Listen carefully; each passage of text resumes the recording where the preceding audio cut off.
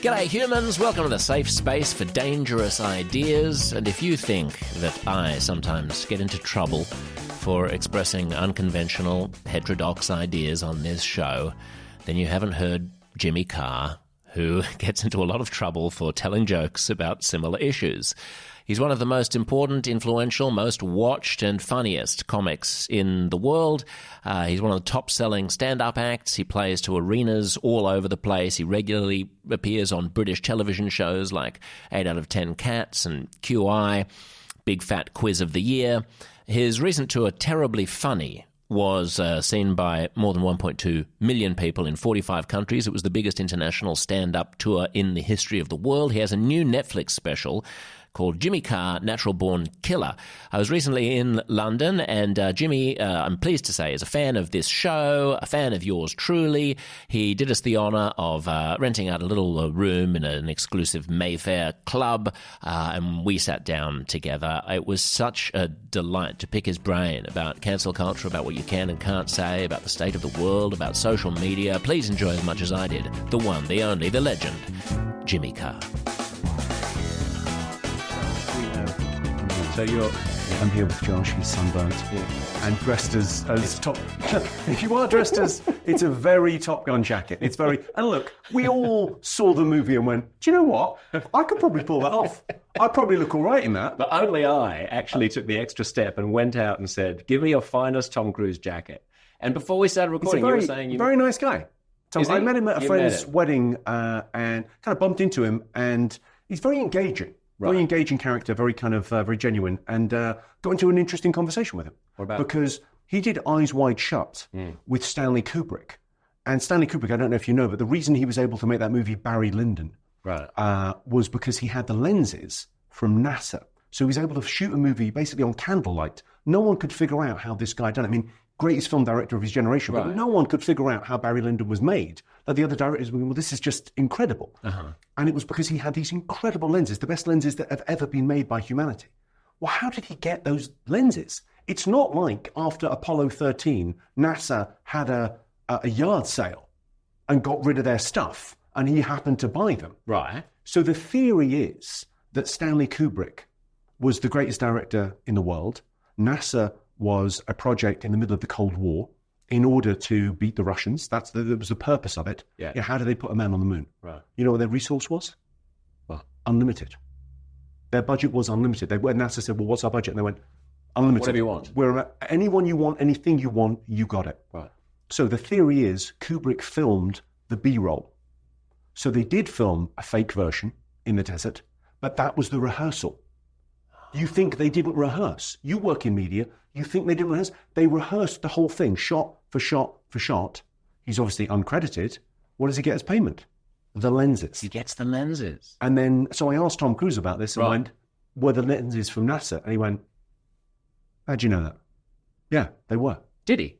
Yeah. That was quite a good Tom Cruise impression as well. Thank you, yeah. That kind of scary stare. Thank you. I can do scary. You can do scary. I don't even want to talk about. I don't want to talk about the Illuminati or my Scientology connections. Everything else is fair game. Go. Is he a very intense person? Does he feel like his eyes are burrowing into the? Honestly, I don't know the guy. I met him for 15 minutes once, and he was incredibly charming, very engaging. Don't downplay your ability to judge a person's character, Jimmy Carr. I think he seemed like a very, very nice guy. That's all you're going to say? Yeah. You're afraid of him. Huh? You're afraid of him. God damn it. You with all your Illuminati connections, and you're still afraid. Yeah. It's a good name drop story to start with, Cruz. Yeah, it's good, isn't it? Who else have you got? You've got a lot. You have a lot of name drops. I've got. I tell you what, it's a pleasure meeting you. I'm loving it. I'm loving meeting you now as well because I'm a big fan of your podcast. But the idea that it's what 3-4 months since you left, and you've kind of left mainstream media and done this. I think it's so right for you. It feels like it's exactly the right move. I mean, it must be a bit daunting to be kind of free-floating. It is. It's and weird left when you is go also from... a very generous way of articulating the relationship between me and my former employer. But it's those great addictions, the greatest addictions. It's heroin and a monthly salary. Yes. The monthly salary is very difficult to get, when you leave. Absolutely. And then you can't turn anything down for the first couple of years. I'm still in that phase now where you go, look, there's rich and there's wealthy. Yeah. And, rich people get paid a lot of money to turn up and do a show. But to turn one down... Right. I can't even conceive of that. Come on. No, come on. If someone books me for a show, I'll be there. But I'll turn up for the show. The work ethic thing of going, no, Did you ever want to have a job? I had a job. What was your job? I worked for an oil company. I worked for Shell Oil for a couple of years, yeah. I had like a proper job. I think it's quite important as well, because that thing of the hedonic treadmill, we get very used to our lives being good. Yeah. So you need something to anchor you. Yeah. You kind of need the school years or the college years or the work years. If you're in show business or doing anything creative, you need something to judge it against. Yes. To go, well, that was really boring. And now I do this thing and it's really fun. And, that kind of thing of, I think that the gratitude, some people in showbiz or whatever, they what's the phrase I like? Pressure is a privilege. If you do a job where you're under pressure, that's pretty great. Yes. You've got a career, you haven't got a job. Yeah. That's kind of amazing, right? Very few people get to breathe that rarefied air. And so I get kind of sick and tired of people complaining about it. Now you're sounding almost a bit like a self-help guru. Yeah, that's my vibe. Which is, like... That's very much my vibe. If you do what you love, you'll never work a day in your life. I kind of believe that, sticker, but I believe in all that stuff. I think it really helps as well. That the problem with self-help is that thing. I wrote a biography a couple of years ago, which was basically a self-help book. And it's that thing of like, the Eckhart Tolles of this world, it's all correct, but it's very po-faced, it's very dry. Right. They don't do dick jokes. Yeah. And I think you need somehow you need to sugar the pill of the self-help stuff. Right. Because it is very useful. It's like reframing stuff is, like perception isn't reality. Yes. But it's everything. It's how we see the world is how the world is. Given that I've consumed most of Eckhart Tolle's writings... Oh, yes, Ollie. Sorry, just... Yeah. Because the way the lying is, when you study this way, we get some strange shadows on you. Like that? So keep it over here. Brilliant. All right. I'm going to lean like this. Thank you. Given that I've consumed most of Eckhart Tolle's writings as audiobooks with him talking gently in my ear, I really want to hear the dick joke now. Well, no, but him going... I mean, yeah, but that thing of... The penis. It's a weird thing with the audiobook as well. I find the audiobook weird because I listen to everything at like times 3 the speed. Oh, don't do that. But it's like every bit of wisdom I've ever heard sounds like a chipmunk said it. Right. Imagine if people were listening to your routines at 3 times speed. You don't really listen to things at 3 times speed. I do listen to things very fast. Doesn't that drain the sort of the charm and the character out of the people who are reading it to you? It does a little bit, but I suppose it's that thing of like just taking... You're a fast man. It's not like you're listening to Dostoevsky, or it's not like you're listening to a beautiful novel at 3 times the speed, trying to consume poetry at pace. But for stuff that's non-fiction, I think it's pretty valid. And speaking of saying yes to everything, you've been racing around like a blue-ass fly, as we might say in Australia. Yeah. Busy week. What have you been doing? I was in South Africa last weekend. I did like Cape Town and Joburg. Wow. Pretoria. That was pretty fun. Yeah. And then I went to Paris to see a show, which was... I took a night off, went to see a show, and then I did Istanbul for a couple of days. Very fun. Great. And then did Budapest, and then did Vienna. Just got back this morning. What do they make of you in Istanbul? Or is it expats? They liked it.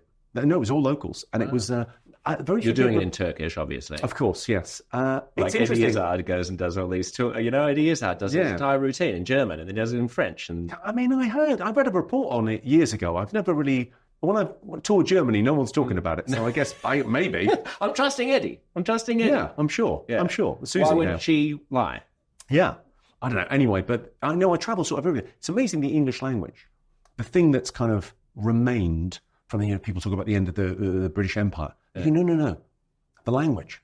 Right. The language is the thing that it's everywhere. And I think the last 10 years, the language has got better globally. I mean, I really notice it when I go to places. People just get things immediately. And I think it's like YouTube and Netflix. Yeah, right. And maybe podcasts as well. The idea that people and OnlyFans.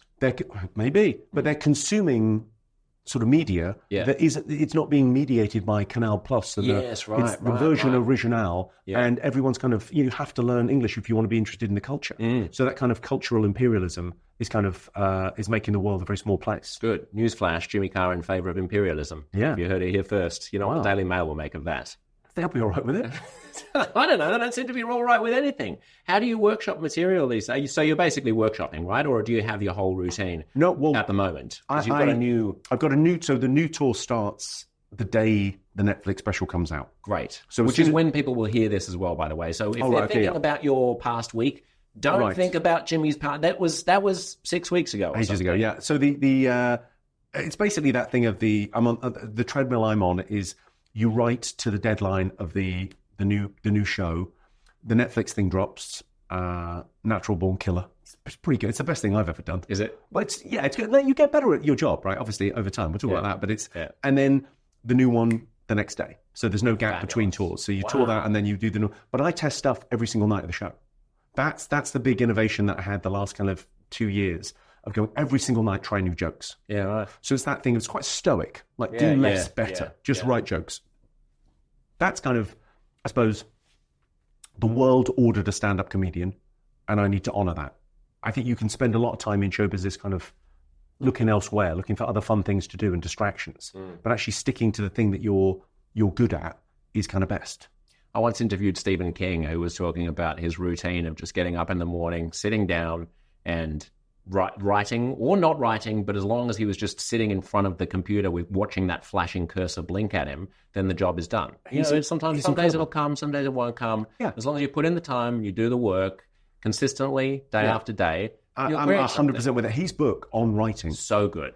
It's phenomenal. And it's not necessarily, I mean, I've got no interest in writing novels, but the idea of going, that work ethic of going, we'll do the thing. Yeah. What's actually doing the thing. Yeah. And for me, it's jokes. That's always going to be my love language. Although I was changed it up a bit for this special. There's some kind of longer routines in it, and I'm trying to get better at. I'm trying to have some different clubs, I suppose. Like, I've got a fast ball. I'm good with one-liners. Yeah.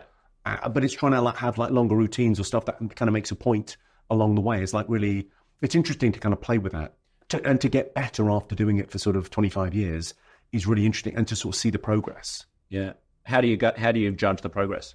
I think I judge it on laughs and applause breaks. I judge it on, like, when you do a show, what can you make, can you change people's states? And have you ever recorded your shows and listened back to try to analyze them, like some forensic? I mean, I'm obsessed by that. Yeah. It's like the level of kind of detail and the weeds on, like, I'll sort of go through the show. I'm just going through the new one now. Yeah. And I'm analyzing it for joke type, to make sure that nothing comes, there's like 50 joke types, roughly, and making sure that nothing repeats. Because the audience never realise, he's done 3 pullback reveals in a row. The third one doesn't get as much. But if you move them around, it's, you can't play the same tricks. Why some stand-ups are boring to watch, because they're 1 or 2 trick ponies. Right. And they do the same joke type over and over. What's a pullback reveal? The pullback reveal? Where you sort of, you're telling a story. Mm-hmm. I mean, all jokes essentially work in the same way. So all jokes, are 2 stories. And in the first story, you're forced to make an assumption that turns out to be erroneous in the second part of the story, the punchline. So it's the sudden revelation of a previously concealed fact. And a pullback reveal is just a very obvious way of doing that, where you're focusing here and then you pull back. I see. So it's like a wider lens. Yeah, the situation changes at the end. So can you think of an example? I could probably do nothing clean enough to repeat. This is a pretty dirty show. I mean, you can get away with that. Ooh. Yeah, it's but that thing of, like, analysing the joke types and all that weeds, it's fun. Speaking of the we're just going back to the Stephen King book. Do you know The War of Art? Oh, yeah. It's the same thing about, like, being a pro versus being an amateur. Like, a professional just takes it seriously, grinds it out, doesn't talk about what they're doing. He's the artist Chuck Close. Do you know Chuck Close? No. He's a great visual artist, and he said, inspiration is for amateurs. The rest of us go to work. Right. Love that. When did you learn that? I think pretty early on. I was kind of mid-20s when I discovered comedy, and it was that thing of, like, going, this is good. This is good. And I kind of felt like it was a bit like Indiana Jones getting his hat back. I felt like I've got a shot at this, but it's quite a small shot. Like, I should really put myself into this 100%. So I just did a lot of gigs, and it was that thing of, like, it just what feels like play to you but looks like work to others. Yes. And it just felt like play to me. It felt like very easy to kind of apply myself. And so suddenly, I think work ethic it's kind of a weird thing, work ethic, because it's not across a wide spectrum of things. Like, you can give me physics homework all day long. I won't be interested in it. But if it's writing jokes, I can do that. I can kind of focus on that thing. So finding kind of the right stream for you. And when you say writing jokes or, like, trying out new material on this tour, does that mean that there's a time of day where you sit down and you think, I'm going to start writing some jokes? Or does it mean that you have a flicker of thought in your head and then you try it out on stage that night? Or what? The flicker of thought is you sort of note those down constantly, anything that occurs to you. And then really the writing is the editing. So I'm probably not the greatest writer, but I'm a good editor. So I'll generate a ton of material, and then be able to edit it down and sort of and decide what's going to work. And then the audience is a genius. The great thing about my job, as opposed to your job, like you do a podcast, you're slightly whispering into the abyss. You get some feedback, but it's weeks later, and it's, so, I like the show, but it's very broad. Whereas I get feedback on every line, and it's binary. They either laugh or they don't, and they're right. And then so you can sort of tinker with it and change it, and okay, so what can we do with that to get a bigger laugh, or to you just go, it doesn't work as an idea. Sometimes it's just, even after 25 years, sometimes you think, oh, this is going to be great. Right. Nothing. Just a sentence. Just looking at you bemused. And then I always test it like after about 90 minutes on stage. So you you've done your end bit, the big thing, and then you go, right, new jokes. And if it doesn't work there, then do you really want it in the next show? So like there's like a ton of B grade material that you generate that's just like, who cares? Well, topical stuff, you go. Yeah. Do you remember when you started sort of realizing, wow, I'm not just sort of able to do this, but I'm getting an incredible reception and I'm starting to reach a level of success? Was that going to Edinburgh in 2001? Was that? Yeah, I would have thought it was probably around then. Like the idea of like, you sort of did it, you could do, it's weird, the little steps along the way. There's a lot of incremental steps of like, doing 5 minutes and getting laughs consistently for 5 minutes was a big thing. And then it's 10 minutes, then it's 20, and you can't conceive of doing an hour. And now an hour is like, well, I'll come up with a new 90 minutes every year and kind of roll it out. And it just becomes, it's self-help. It's the weight doesn't get lighter, your back gets stronger. Yeah. You just get better at it. And I think it's very process driven. And that kind of leads to, it's you get better at the process, you get better at doing the thing. And when you say that it's sort of binary in the sense that people either laugh or they don't laugh, what if some of them are pissed off, as they frequently are at your specials? And no one's ever pissed off at the special. No. That's the illusion, is that people are offended at a show. Right. No. People out there are offended. People like, okay, the Netflix special drops this week, so Natural Born Killer, go and watch it on Netflix, streaming now. There'll be controversy this week. I'll get cancelled this week. Yes. Because it's escaped the lab. Yeah. The jokes that people brought. Right, I see. 1.2 million people came to see the tour. They were all fine. Right. No complaints. Right. It'll come out and someone's on Netflix, and someone goes through and goes, this is disgraceful. So I'll tell you, I just Googled you before coming on to see what. All right. So let me show you. Well, I'm in trouble for So we're now probably like 4 or 5 weeks prior to the release of the special, and this is the first page of Google results for Jimmy Carr. Metro.co.uk. Jimmy Carr's vile joke leaves deaf woman outraged. This is from 2 days ago. New York Post. Who told her? From 6 hours ago. Comedian Jimmy Carr's vile joke at deaf audience member causes outrage. Quote, "This isn't comedy," unquote. Daily Star. Jimmy Carr branded vile after mocking deaf member of his audience from 1 day ago. Kent Online. I love reading Kent Online. Kent Online? Kent Online. I'm getting dragged by Kent Online. Deaf woman you should absolutely Kent. Insulted. It's pronounced Kent. Kent. Okay. K-E-N-T. Written by Kents for Kents. By Jimmy Carr's jokes about her at Kent show. GB News. Jimmy Carr defended amid backlash as deaf audience member insulted by vile jokes. Daily Mail Online. Army veteran left profoundly deaf by cargo lorry crash claims Jimmy Carr targeted her disability in vile joke. The Mirror, Jimmy Carr's show branded vile. This is the first page. Yeah, but okay. And then there's one which is Chortle saying, "Woman who buys ticket to offensive comedian stunned to find he's offensive," which is perhaps a more charitable way of putting it. But this happens, reasonably frequently. Yes, but I think you have to right-size it. You have to say, well, look, I told a joke and some people didn't like it. That's as serious as it is. Right. Okay. Like, you can catastrophize, and I like But there seems to be quite a lot of catastrophizing going on at the moment. Yeah, good luck. Right. What do you want me to do? Well, people will get angry at you on Twitter. Yeah. You can... Don't look at it. Don't look at it. Turn it off. I think people do get a little bit obsessive about, the idea of like, that's not a cancellation, that's a complaint. Right. And I think there's a big difference. Like, if someone has a problem with our joke, okay, I'm not for everyone.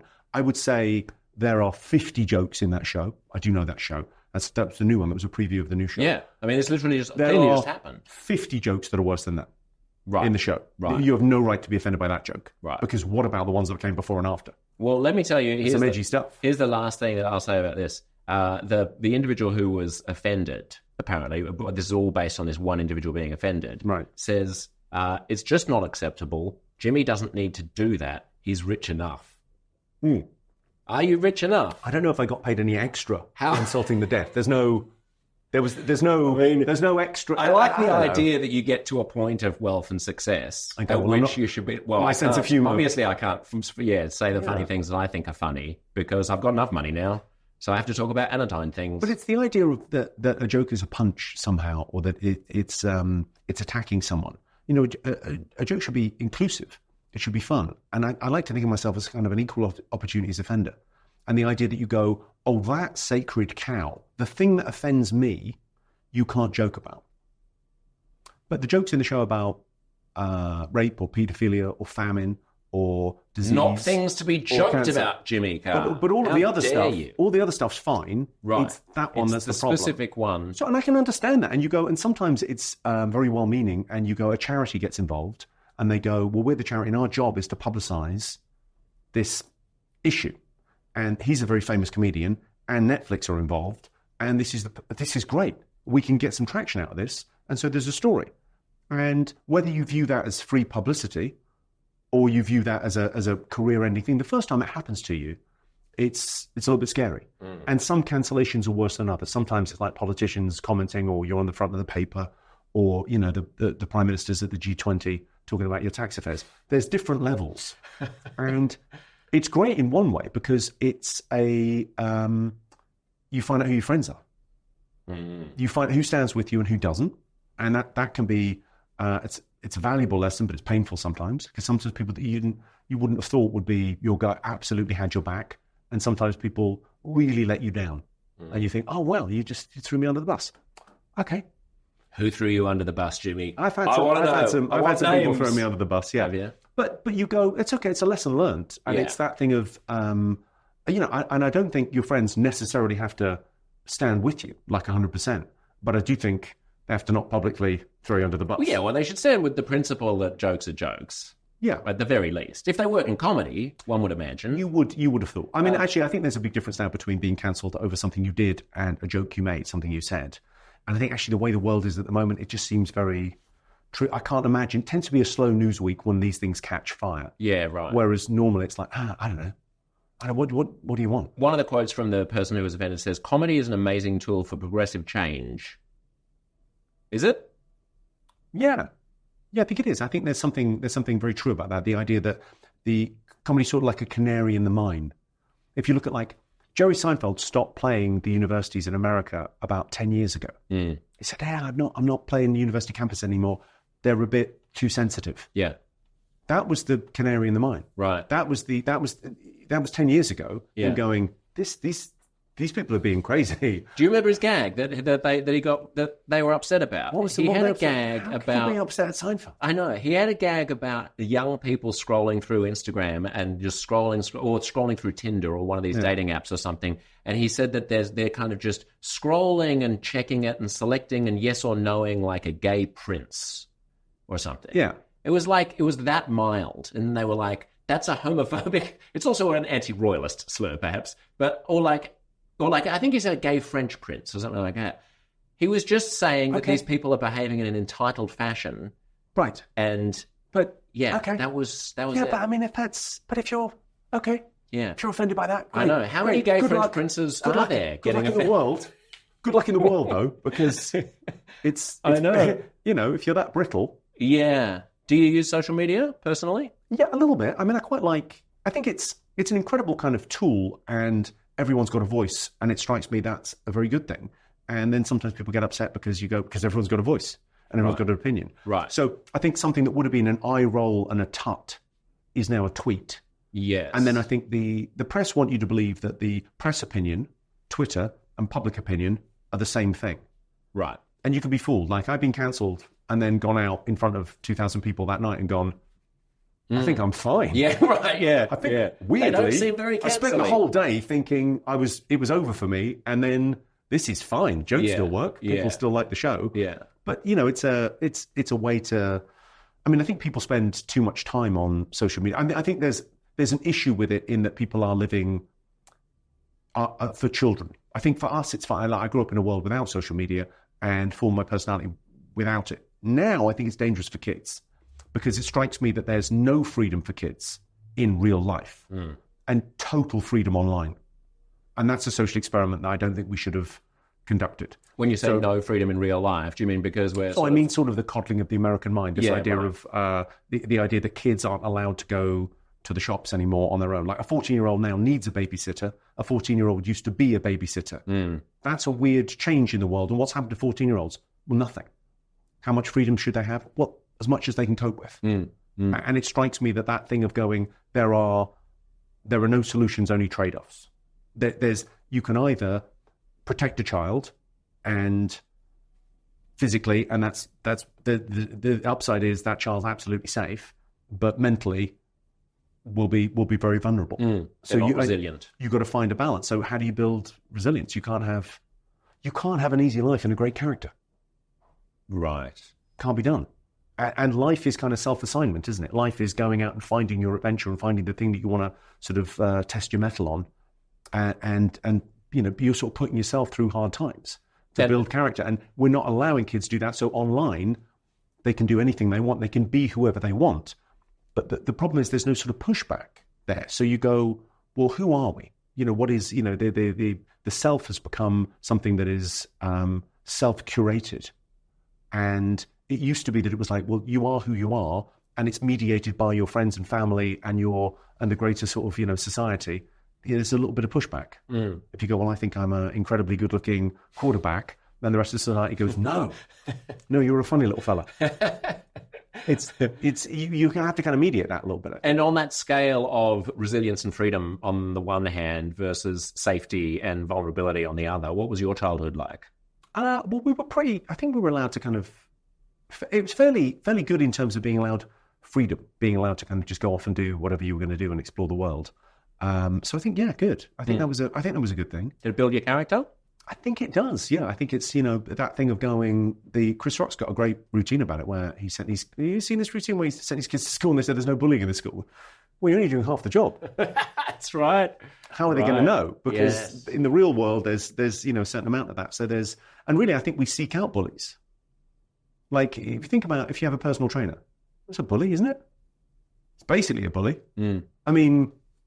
You know, he doesn't say it specifically, but if you have a personal trainer, they sort of look at you like, all right, fatty boom boom, maybe some sit-ups today. Mine's a very aggressive Polish lady, who I call the Polish bear. So she's a bully. Yeah, but you're slightly looking for that, right? Yeah, slightly looking for someone that will push you. Yeah. And not make things too easy.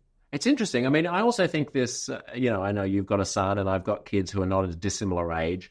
And I do sometimes wonder, like, you know, when you're trying to teach them not to punch other kids in the playground at school, it would be a lot simpler if we still lived in an era where when they do that, they got clunked in the head by somebody. But they don't have that feedback mechanism anymmer. So you have to sort of tell them and send them to, you know, therapists to try and get them to, well, let's... I mean, I think it's, you know... Deal with their anger management. There's a balance here, right? I would occasionally like it if my children got slapped. That's all I'm saying, Jimmy. Yeah. And not by me. Yeah. Not by me, by another child.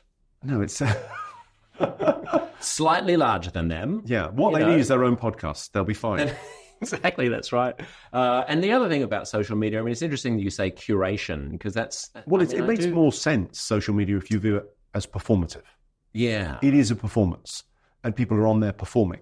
And if you view it as a communication method, it doesn't make sense. Right. So I think there is something about, like, it's a very performative medium. And the fact that we're always sort of... I mean, I do wonder what's happening as you look at the beautiful sunset, and instead of appreciating the beautiful sunset, you think about what a great Instagram photo that's going to make, or you have a thought and you think, well, that would make a good tweet, or you have an argument in your head and you think that could be good to put. And it's like you've got a little version of yourself who's sitting on your shoulder saying, oh, that'd be good. So it's like a constant ongoing process of self-curation, where instead of being in the moment, we're always thinking about our own lives as if it's fodder for the self-representation that we're creating on social. Yeah, I think that's clearly an issue because you're sort of living for this sort of legacy, this almost kind of idealized version of yourself that lives online. Yeah. And people are now going to plastic surgeons, and instead of bringing a picture of a movie star, they bring a picture of themselves with a filter on it and go, I want to look like that. But really, right, like it's kind of nonsense. I mean, it strikes me that there's a couple of things going on with sort of our lives online, where if you look at what's happening with young men, they're playing video games. And video games are a proxy for a career. And if you look at how video games work, they literally different levels and different levels of competence, and then you have a big boss at the end. It's a career that you're not having because you're looking at this. And people are looking at porn and they're not having sex because they're getting their dopamine hits so cheap. So it strikes me that it's George Orwell wasn't right. Aldous Huxley was right.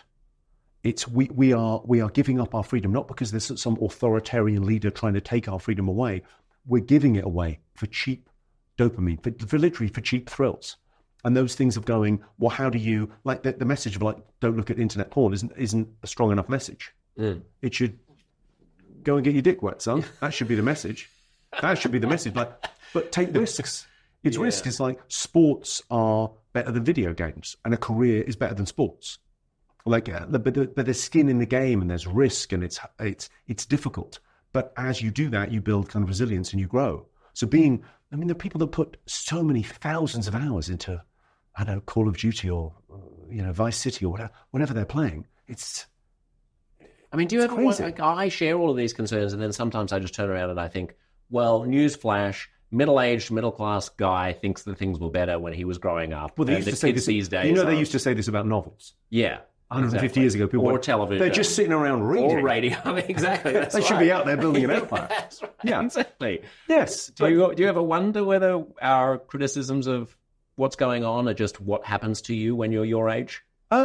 No, I don't think there's. I think the idea that people are watching too much porn and not fucking enough and not having kids, that's a problem. It's independently true. That is a problem, and that's our destiny is caught up in that. So yeah, that's going to be a problem.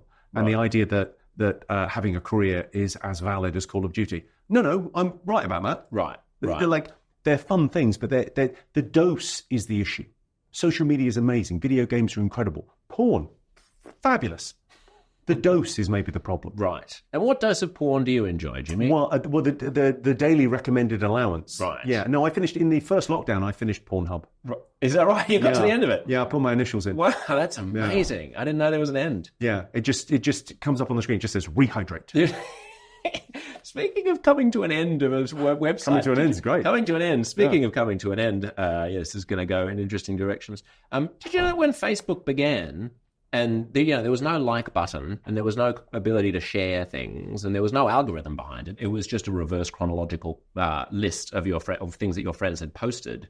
You could get to the end, and there was no infinite scroll. So the infinite scroll was something that they actually invented, that engineers at Facebook invented. But you used to be able to get to the end of Facebook. What? And then you would just like, and that's it. Might have a cup of tea, finish Facebook. I'm done. Isn't that cute? Isn't that a lovely quaint? idea? I think that's all the things your friends had posted lately. But I think there was a year. I forget what year it was. I think it was the Library of Alexandria. There was a year, the last year, when you could have read everything ever written.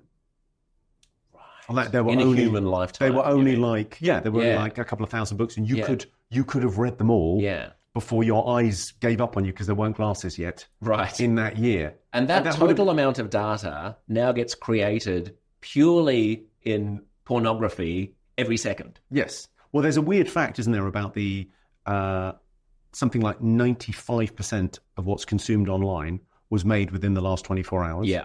And will be forgotten in the next 24 hours. Yeah. It's so like there's this concept of like Lindy books. You aware of this concept? It's quite a good concept. So the idea of like the length of a piece of media will probably be projected into the future how long it's lasted in the past. Right. So if you take Orwell's 1984, you go, well, that was written in 1948. It's lasted this long. So it's lasted 75 years. So it'll probably still be relevant in 75 years' time. That's worth reading. No one ever goes, let me show you my favorite TikTok from last March. Yeah, that's right. It's just gone. It's forgotten. It's throwaway. So the idea of like reading things that really matter it's quite easy to find those lists as well of like these are important good things.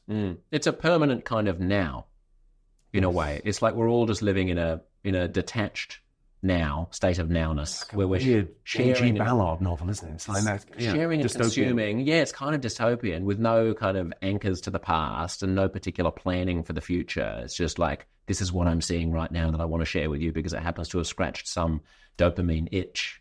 Yeah, but then there's real stuff going on as well. There's real stuff going on. It's like, why do people want to go to concerts? Why do people want to go to comedy shows?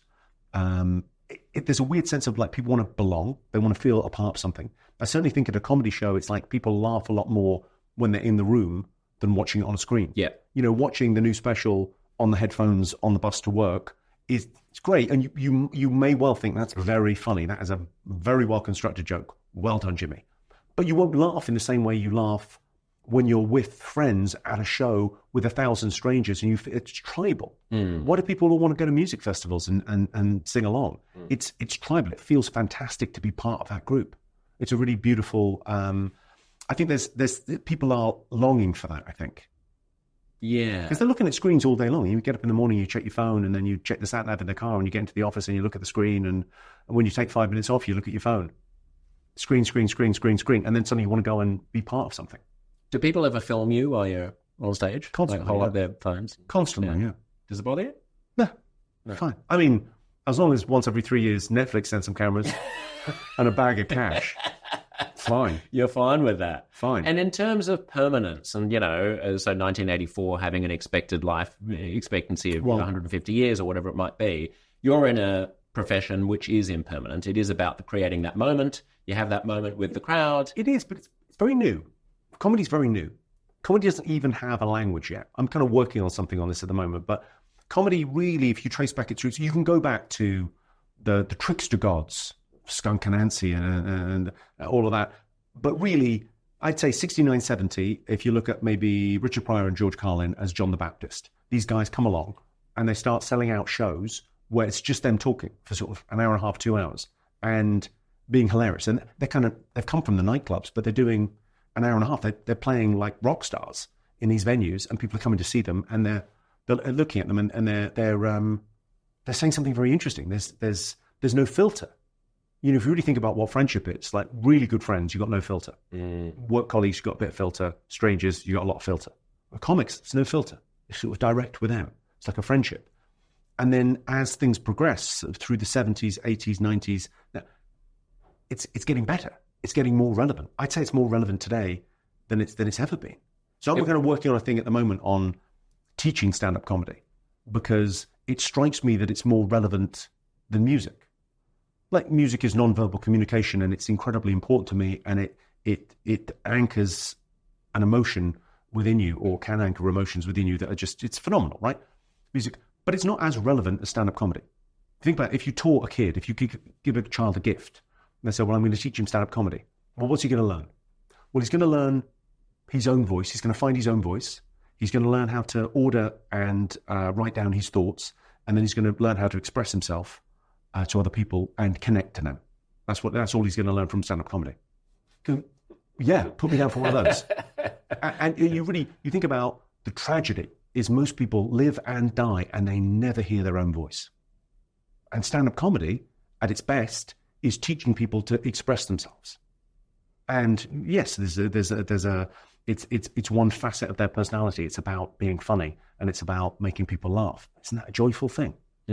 I think it's got a real potential. So I'm trying to write the language of comedy. I'm trying to write the joke types and the almost like music has a language, and you can. Do you mean like write an instruction manual? Yeah, sort of for stand-up. Yeah, but that's the aim. Well, the aim is to kind of, I'm not sure if it's really about giving something back, but it strikes me as a very useful thing to do with my time. Yeah. And it's also, I hear something, I forget it.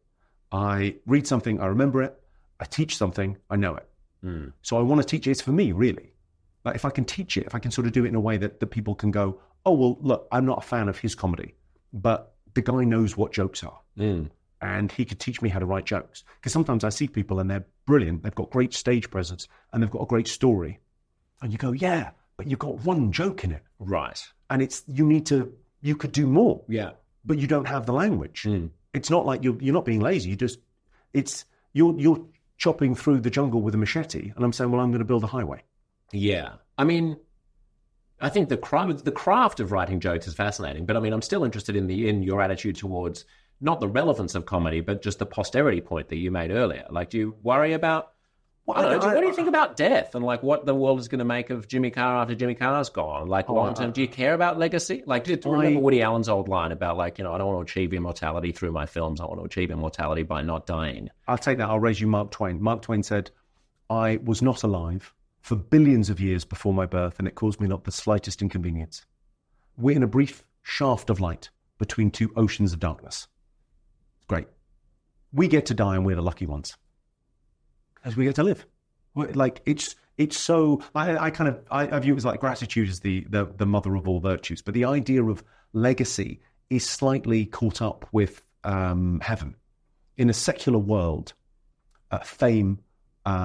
Rich and famous replaces heaven, right? It's the land of milk and honey. It's the future, and I think it's great. It kind of works. I like being rich and famous, but I don't think it's the answer necessarily.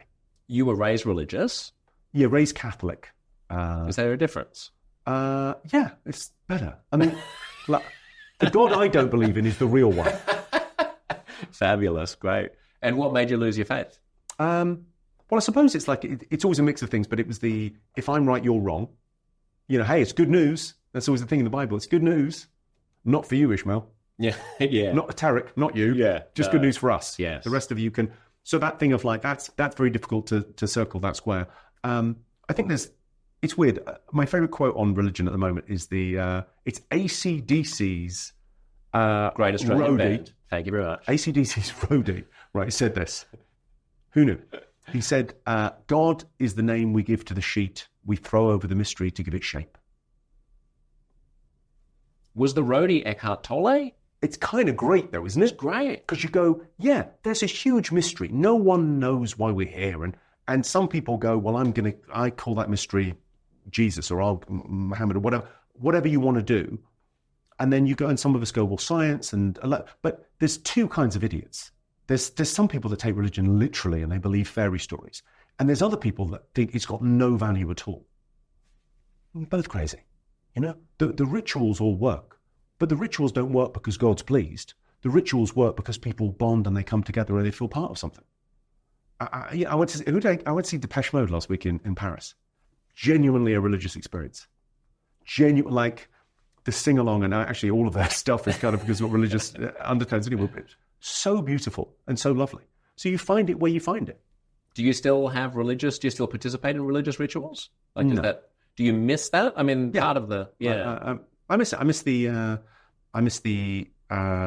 it's nice. It's nice to think, isn't it? It's nice to think. Well, even without the think, the traditions, there's something, I mean, I've never been a religious person, but the Muslim call to prayer or the huge Greek Orthodox churches or the way of kind of creating artistic reverence for life in a way that transcends the everyday, a way of punctuating our lives with particular ceremonies so that when you die, this happens, and when you get married, this happens, and when there's a birth, this happens. Well, the ceremonies, they do it very, very well. They're good at it. Yeah. They're good at it. And I wonder... And they do certain things much better than secular society. Yes. We do forgiveness. Good luck with that, cancel culture. Right. Because we live in an everlasting now. Whatever you said that was the offensive, terrible thing is the offensive, terrible thing forever. And there's no way back. Yeah. It's not great. It's not a great system. Yeah. So there's a lot to kind of recommend it, but it's, I just wonder whether we need secularized versions of that. I mean, do you think in a couple of 100 years we'll have secular, ways of framing community and life events? But do we not have that now with the self-help stuff or whatever, talking about Eckhart Tolle or something, the idea of going, it's a way of framing the world, a way of kind of looking at the world. And a sense of community. People are finding their own communities. I mean, the other great thing about, we talked about the downsides of social media and online life, but the upside is you find a community there. You find other people that kind of have the same mindset as you, and you come together. That's a lovely thing. Or people come out to a comedy show and they feel part of something and they enjoy the experience, and then they go off. Yeah, it's the sort of pathological worship of the individual is maybe slightly an issue. Right. And it has been since sort of the early 70s, when sort of the left sort of gave up and started doing yoga. That's what happened really politically in the early 70s. And you go, it was the worship of the individual rather than the group. And it's that's something's missing a little bit. Didn't that unleash a huge amount of creativity and, I don't know, individualism and interesting stuff? No solutions, only trade-offs. Yeah, there's great stuff, and then there's downsides. Yeah. There's downsides to it. So there's, the world changes. I mean, I'm very positive about the world. I sort of think, things are terrible. They're just better than they've ever been. Yeah. Yeah. It's like democracy is the worst political system apart from all the others, isn't it? Yeah. And capitalism's awful, other than anything else you can think of. That's right. You mentioned the magic word cancel culture. Where are we on that? Do you think we're getting better or worse? I think it's the same as it ever was, right? The words you can and can't say change over time, and it was much worse, I think, in the old days. I think it was much worse in the 1970s, when you couldn't sort of make jokes about the church, and you couldn't make jokes about paedophilic priests, or you couldn't make jokes about these things that would be pretty acceptable now to make jokes about. Yeah. But it changes, and it's like language. Language is kind of the greatest example of anarchy in the world, right? There's no system that tells us how to speak English, and it ebbs and flows and changes. So every 50 years, if you took a snapshot of the English language, it's changed. And somehow that's just happened. Isn't that part? I mean, you sound a little bit like the people who sort of defend cancel culture, who are on the kind of social justice left, in the sense that they say, look, it's not cancel culture, it's consequence culture. We're just trying to hold people accountable. It's accountability, right? Norms change. Well, you, Jimmy Carr, spent a lot of time capturing those. Yeah, but there's the idea of it depends how you define cancel culture. So if it's an ad hominem argument against someone, if you go, well, it's not about the argument. With comedy, I think it's weird because it's never an argument. It's a joke. So you can go against someone's argument, or you can go against the individual. If you go against the individual and say, well, he must never work again, and you call for him to resign, and you say that anyone that defends him is also guilty of the same crime, well, that's cancel culture. And that's there's a language around that I do not subscribe to. I mean, the idea of a slightly Maoist sort of language around thought crimes and unconscious bias. Unconscious bias? So I don't even know that I'm biased against this. It's straight out of Mao's playbook. It's disgraceful. That's that. And then there's people getting upset about jokes, and certain things push buttons. And I think it's sort of the comedian's job, or certainly my job, is to kind of go, well, I'll navigate that. I'll sort of, in a world where censorship doesn't come from above, it's about self-censorship. So people don't talk in the office openly. Why did you leave ABC? Because you felt that you were self-censoring within a great media organization. You had a great job, great colleagues, great people around you. And you went, oh, no, I want to do a podcast because I don't want to self-censor anymore. I want to speak freely. And you spoke freely, and people are drawn to you now because you're speaking freely. I feel like I'm doing the same thing. I feel like I'm on stage. I'm speaking freely. I'm saying what you want to say. And it's not about agreeing with the point. It's just the freedom. It's luxuriating in the freedom of saying anything and getting laughs on it. And it's, you only laugh at the bad thing because you know what the good thing is. You know what it's meant to be, so you can laugh. And it's very cathartic to be in that space, because comedy lives between public and private discourse. And really, I mean, the reason you're in new media is because there's never been a bigger gap between how people talk on the news and how people talk in the real world, in their houses, in bars with their friends. What's caused that, do you think? I think there's a certain amount of fear. There's a certain amount of, if you want to see who's really powerful in society, what can't you say? And I would put it at the feet of the neo-Marxists. I would say that when I was at college, I was very interested in that stuff. Foucault and Adorno and Lyotard and Marcuse and all of those kind of big names on the left that were saying, Marxism, it's not about class. It's not about money. It's not about capital. It's about power. It's an interesting thought, but it's escaped the lab. That's taken over now. And so there's this weird sort of, people are sort of worried about saying anything because they think, well, what about the power dynamic? Well, that's not the only factor. It's a weird irony that Marxism has entirely left behind the core idea, which is that economic inequality is a problem. Yeah. I didn't seem to give a fuck about that. Well, and the left has as well. I mean, not just Marxists, but even the centre-left. Well, the centre-left, I mean, really, the reason I think the Labour and the Democrats in the States lost the recent elections that they lost is because they abandoned the working classes. It's madness. There's no voice for the working class. Were you a lefty when you were young? Yeah. I would say I'm very sort of centrist now, with a Salt Bay of libertarian. A little bit of that on top. Like, I'm very much like, well, should we be involved? The idea that politics should give us some kind of heaven on earth is madness.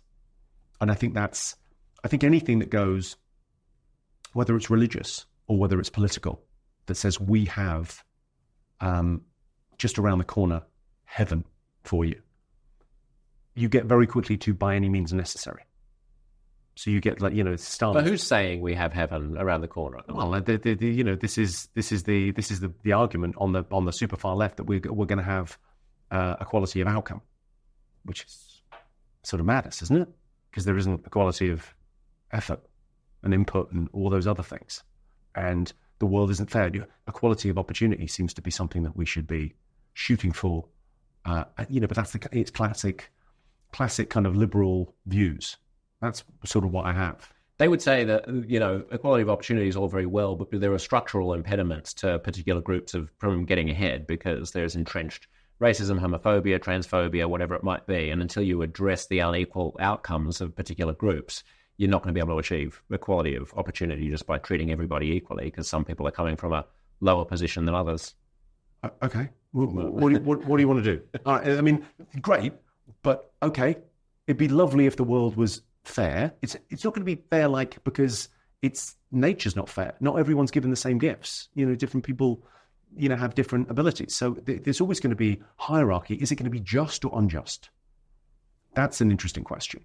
And I think when you get back to kind of original Marxism, the original brand, still the best, and go, well, actually, we should level up things financially for people, give them equality of opportunity. I mean, I think education is maybe the key point there where you could hope to make a difference. But Jimmy Carr, economic Marxist, not cultural Marxist. Yeah, that seems about right, doesn't it? First. Sure it does. And on the question of taboos and cancel culture, it's sort of neat to divide it, but into cancel culture is beyond the pale when you're trying to get somebody fired for making a joke about something. But then, on the other hand, it's good to, sort of stir the pot. I'm freedom of speech, so if they want to try and get me fired, have at it, I say. Right. If you want to protest, you go. But I'm interested in, because your critics would say, well, but, a whole part of your persona and a whole part of your act is about intentionally picking at the scabs or puncturing the taboos that we're trying to set up. So there's this forward march of progress, there's this vanguard of what is okay and what is not okay. You go back to the 1950s and you see how casually racist and sexist everybody was, presumably in another 50 years' time, well, 70 years now since the 50s. Yeah. People going to be more enlightened. The joke that ends my career, I've already told it. I can relax, can't I? It's out there somewhere on YouTube or Netflix, and I probably told it 15 years ago, and it didn't cause any fuss. But someone's going to do the, outrage archaeology job and go back and find it at some point and be offended. Okay. Right. I'll wear it.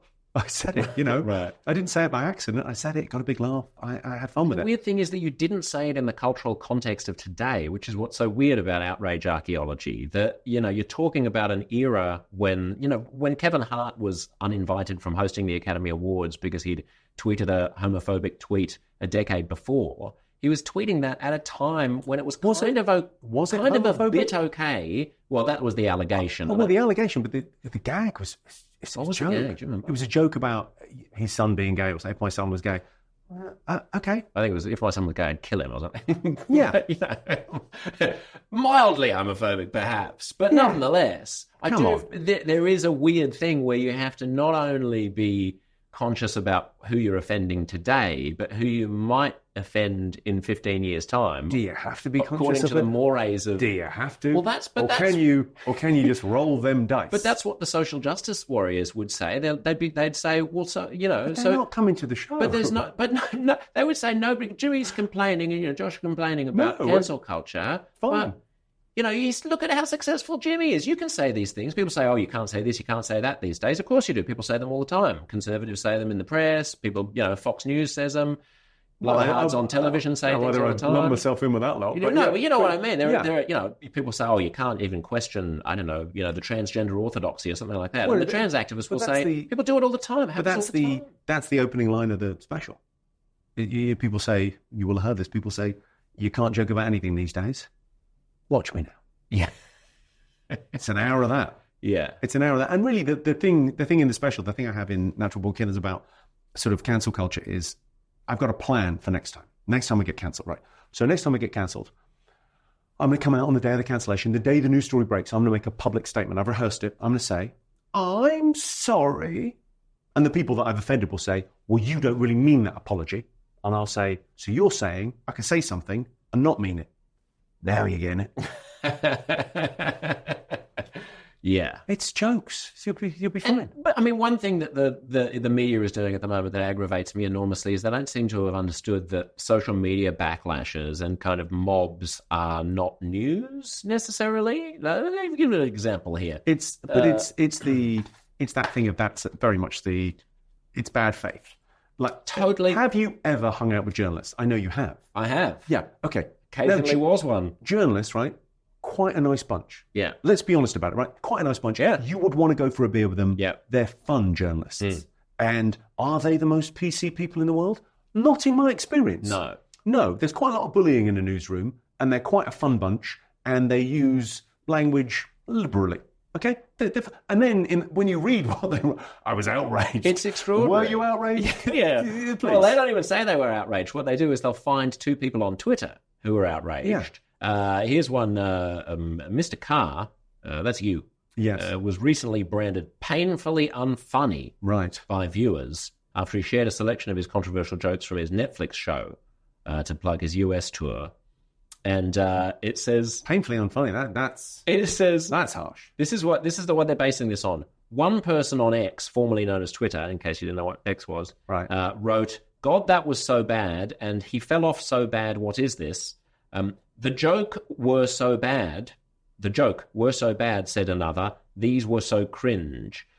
So two people have commented on Twitter. Well, both of them though, with degrees in English. And the Daily Mail has written up a piece on the basis of... I don't... But you have the patience of a saint, Jimmy. But someone's going to see that and go, oh, Jimmy Carr's on tour. You get a ticket of that. Like someone's going to... it's going to have some positive effect. Or someone will go, all right, did he? And then I go, on what basis are they writing an article about this? Is it 2 tweets?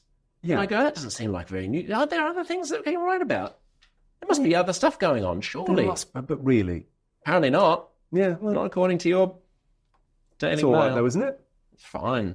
But you're about to get, or you just have been, depending on when this goes out. Well, this will go out when you're... Yeah, so I will have just come off the back of a Douglas Murray tour. And people will be upset. But, I think that thing about... It's nice that people have the right to protest. To hear the rest of this conversation, go to uncomfortableconversations.substack.com/listen, and you will get your own personal premium podcast feed with at least 3 extra episodes of the podcast every month and heaps of extra stuff, including the remainder right now of the fabulous conversation you've just been hearing. If it was worth listening to this much of, don't rob yourself of the rest. Pull out your phone right now and search for Uncomfortable Conversations on Substack.